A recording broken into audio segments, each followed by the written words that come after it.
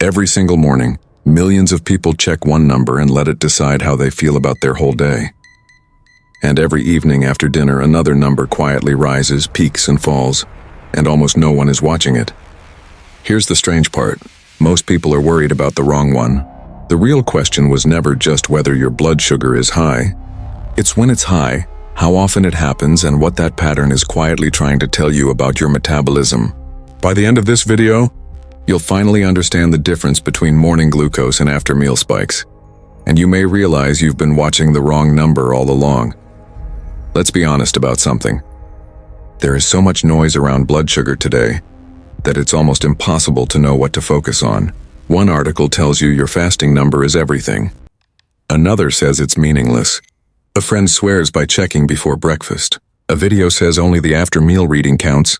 And in the middle of all that contradiction sits a real person, maybe you, who just wants to feel steady, energized, and in control of their body again. That confusion isn't your fault. It's the result of modern metabolic noise, scattered advice, hidden food traps, and overly simple answers to a question that was never simple. If this sounds familiar, tell me in the comments where you're watching from, and whether you know someone who spent years confused by their own blood sugar numbers. So let's break the biggest myth first. The myth is that there is one magic number, and if you can just keep that number good, everything is fine. That idea feels comforting, but it hides how the body actually works. Your glucose isn't a single snapshot. It's a moving line that rises and falls all day long like a wave. And the shape of that wave tells a deeper story than any single reading ever could. Here's where it gets interesting. Your morning glucose and the fasting number is taken after hours of sleep when you haven't eaten anything. In theory, this should be your calmest, lowest point of the day. It's a kind of baseline. It quietly reflects what your body has been doing overnight, while you rested, while your liver and hormones managed energy in the background. When that morning number drifts higher over time, it can be an early signal that the body's overnight balance is working harder than it used to. It's slow, it's subtle, and it's easy to miss, but that's only part of the story. After-meal spikes are something completely different. When you eat, especially refined carbs, sugar, or large portions, glucose floods into your bloodstream.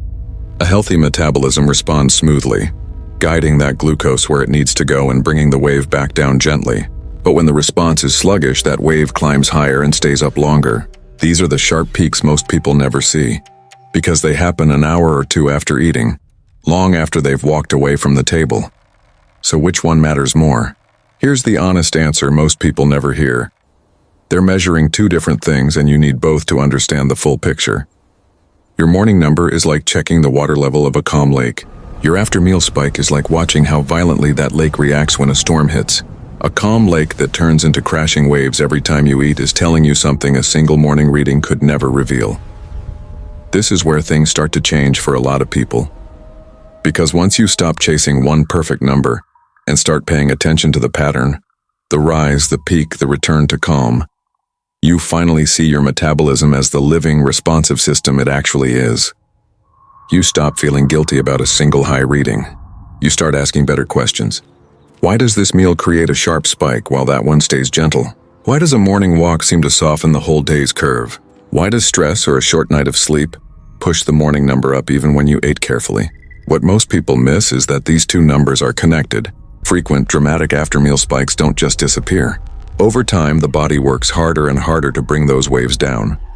And that ongoing strain can quietly nudge the morning baseline upward too. So the spikes you ignore today can slowly reshape the calm number you check tomorrow. They're not rivals. They're two chapters of the same story.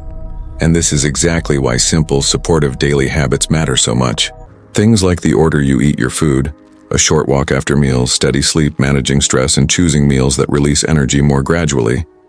These aren't dramatic, but they help support a smoother, calmer glucose curve, which is the thing that actually reflects a healthier metabolic rhythm. None of this is about a quick fix or a single magic moment. It's about supporting the body's natural balance, gently and consistently. For people who want to support that effort even further, this is also where certain natural ingredients enter the conversation.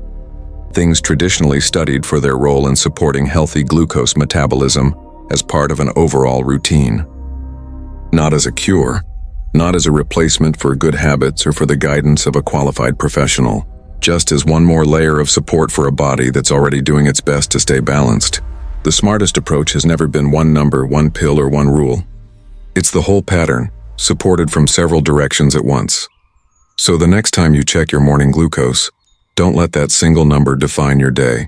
And the next time you finish a meal, remember that the quiet wave rising inside you over the next hour is part of the same story. Watch the pattern, not the panic. Support the rhythm, not just the snapshot. That shift in thinking is where real understanding begins. If today's video helped you see your blood sugar in a clearer, calmer way, and you want to learn more about the ingredients and the support option mentioned in today's video, take a look at the link in the first pinned comment. And remember, this channel is here to help you understand your body, not to replace the advice of your doctor. Stay curious, keep watching the pattern, and I'll see you in the next one.